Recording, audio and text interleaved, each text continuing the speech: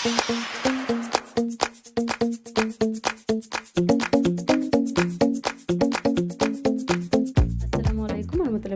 দর্শক, সবাই কেমন আছেন? আশা করি ভালোই আছেন। আজকে আমি বাড়িতে তৈরি করে দেখাবো ছানার জিলাপি। তার জন্য এখানে আমি দেখুন 500 ml গরুর দুধ নিয়েছিলাম। গরুর দুধটাকে আমি ছানা কাটিয়ে এইভাবে জল ঝরতে দিয়েছিলাম একটা স্টিনারের উপরে পাথর চাপা দিয়ে। ছানাটা থেকে জলটা খুব সুন্দরভাবে বেরিয়ে গেছে। এবারে আমি একটা থালার মধ্যে পুরো ছানাটাই নিয়ে নিচ্ছি। এবারে আমি হাত দিয়ে ছানাটাকে একটু এইভাবে করে নিলাম। দেখুন, ছানার মধ্যে দিয়ে দিচ্ছি 4 চামচে 3 চামচ ময়দা, 1 চামচ সুজি, আর নিচে 1 চামচ চিনি, আর দিয়ে দিচ্ছি বন্ধুরা অল্প একটু বেকিং সোডা। ছানার জিলাপিটাকে আরও টেস্টি করার জন্য দিয়ে দিচ্ছি আমি এখানে 1/2 চামচ ঘি। এবারে আমি সব কিছু ছানার সাথে ভালো করে মেখে নিব। এখানে আমি ছানাটাকে সব মিশ্রণগুলোর সাথে 10 থেকে 15 মিনিট এইভাবে মুথে মুথে মেখে নিব। এই হাতের তলাটা দিয়ে এইভাবে মেখে নিব। তাহলে চলুন বন্ধুরা, সুন্দর করে আমি এখানে ছানাটাকে ভালোভাবে মসৃণ করে এইভাবে মেখে নিচ্ছি। এখানে আমি 5 মিনিট পরে দেখাচ্ছি। একদিক থেকে আমি মাখতে মাখতে আরও একদিকে নিয়ে চলে যাচ্ছি। এটাকে এবারে আমি সাইডে রেখে দিব। বেশ অনেকটাই নরম হয়ে গেছে। এবারে আমি আবারও আগের মিশ্রণটা নিয়ে নিব। এটাকেও আমি আবারও এইভাবে মাখবো। যত মাখবো বন্ধুরা তত জিলিপিগুলো ভালো হবে। বন্ধুরা দেখুন, এখানে আমি 10 মিনিট মেখে নিয়েছি ছানাটা। কত সুন্দর একদম মসৃণ হয়েছে, দেখে বুঝতে পারছেন। এবারে আমি এখান থেকে ছোট ছোট লেচি কেটে নেব। কিছুটা করে আমি মিশ্রণ নিচ্ছি। নেওয়ার পর 2 হাত দিয়ে সুন্দর করে এইভাবে গোল করে নেব। প্রথমে গোল করে আমি এইভাবে লম্বা করে নিচ্ছি। দেখিয়ে দিচ্ছি একটা আমি যে কীভাবে করব। এইভাবে লম্বা করে নিচ্ছি বেশ অনেকটাই।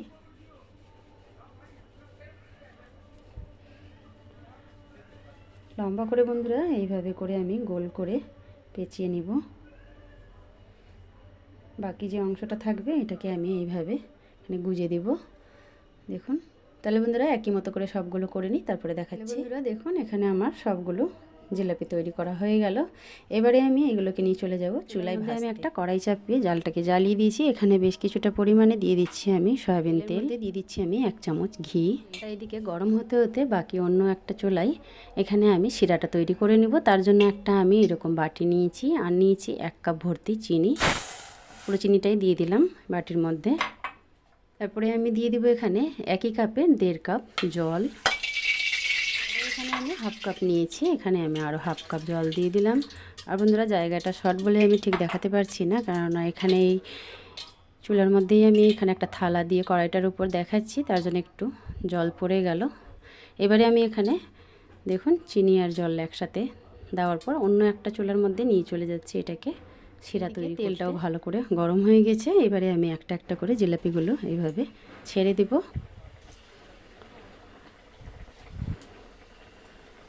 এখানে আমি 2টা ব্যাচে ভাজবো।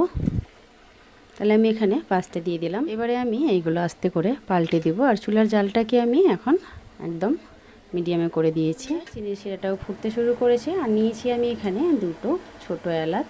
এইভাবে মুখটাকে ফাটিয়ে নিচ্ছি, দিয়ে দিলাম। এবারে আমি একটা খুন্তি দিয়ে নেড়ে নিচ্ছি সুন্দর করে। চিনিটাকে গলিয়ে নিব। এখানে চিনির শিরাটা 1 তার বা 2 তার করবো না, চিনির শিরাটা একটু ঘন হলেই হবে।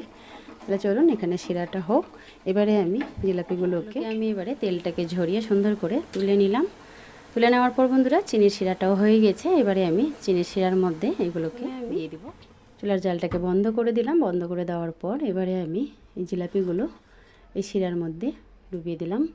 একটু খুন্তিটা দিয়ে এইভাবে একটু চেপে চেপে বসিয়ে দিব। খুব সুন্দরভাবে শিরাটা ভেতরে ঢুকে যাবে। আরও একটা ব্যাচ হবে, সেগুলোকেও আমি একই মতো করে ভেজে আমি আবারও দিয়ে দিলাম। দেওয়ার পরে একই মতো করে সবগুলো ভেজে তুলে আবারও শিরার মধ্যে দিয়ে দিব। দেখুন এগুলোকেও ভাজা হয়ে গেল। এগুলোকে আমি এবারে তেল ঝরিয়ে তুলে নিচ্ছি। আর কত সুন্দর হয়েছে, একদম মোটা মোটা, দেখতেই পাচ্ছেন কতটা নরম তুলতুলে হয়েছে। প্রচণ্ড গরম আছে বন্ধুরা। এবারে আমি এগুলোকেও ওই শিরার মধ্যে ডুবিয়ে দিচ্ছি। আগেরগুলো একটা সাইডে করে দিলাম, আর এইগুলো আমি দিয়ে দিলাম। দেওয়ার পর খুন্তিটা দিয়ে একটু শিরাটার মধ্যে ডুবিয়ে দেব, যাতে খুব সুন্দরভাবে শিরাটা এই জিলাপিগুলোতেও ডুবে যায়। দেখুন এইভাবে আমি এবারে 10 থেকে 15 মিনিট রেখে দিচ্ছি। 10 থেকে 15 মিনিট পর দেখাচ্ছি যে কতটাই জিলাপিগুলো নরম তুলতুলে হয়েছে। 15 মিনিট পরে আমি চলে এলাম, দেখিয়ে দিচ্ছি জিলাপিগুলো কতটা সুন্দরভাবে একদম শিরাটা ভেতরে ঢুকেছে আর বেশ অনেকটাই নরম তুলতুলে হয়েছে। এবারে আমি জিলাপিগুলোকে অন্য একটা প্লেটের মধ্যে তুলে নিচ্ছি। প্লেট নিয়েছি, এখানে আমি এবারে তুলে নিচ্ছি, কারণ আমার পুচকুর তর্স হয়েছে না, ও খাবে তার জন্য। সবগুলো আমি এই প্লেটের মধ্যে তুলে নিয়েছি। আর একটু দেখতে ভালো লাগার জন্য দিয়ে দিচ্ছি উপর থেকে পেস্তা বাদাম আর কাজু কুচি। বন্ধুরা দেখুন খুব সহজভাবে বাড়িতেই তৈরি হয়ে গেল দোকানের মতো ছানার জিলাপি। এতটাই নরম তুলতুলে হয়েছে বন্ধুরা। এবারে আমি একটা আপনাদেরকে কেটেও দেখাচ্ছি, দেখুন কতটা নরম হয়েছে, পুরো একদম রসে ভর্তি। তাহলে বন্ধুরা এরকম নতুন নতুন রেসিপি পেতে আমার চ্যানেলটার পাশে অবশ্যই থাকবেন। চ্যানেলটাকে সাবস্ক্রাইব করে পাশে থাকা বেল আইকনটা প্রেস করে রাখবেন। ফেসবুক পেজ থেকে দেখলে পেজটিকে ফলো করে নেওয়ার অনুরোধ রইল। ভিডিওটা আজকের আমার ভালো লেগে থাকলে একটা করে লাইক দিবেন, বেশি বেশি করে সবাই শেয়ার করবেন। আবারও দেখা হবে নতুন কোনো রেসিপি নিয়ে। সবাই ভালো থাকবেন, সুস্থ থাকবেন, আল্লাহ হাফেজ। এতটাই টেস্টি হয়েছে যে আমার পুচকু আর একটা খাবে, ও একটা খেয়ে নিল, আবারও আমি আরেকটা ওকে দিয়ে দিচ্ছি। দেখুন দিতে যাচ্ছি। বন্ধুরা বাইরে না কিনে এইভাবে আপনারাও বাড়িতে তৈরি করে খান, দেখবেন অবশ্যই ভালো হবে আর কতটাই নরম হয়েছে। তাহলে আমি চললাম আমার পুচকুকে খেতে দিতে। আপনারাও করে খেয়ে কমেন্টে জানাবেন যে কেমন হয়েছে।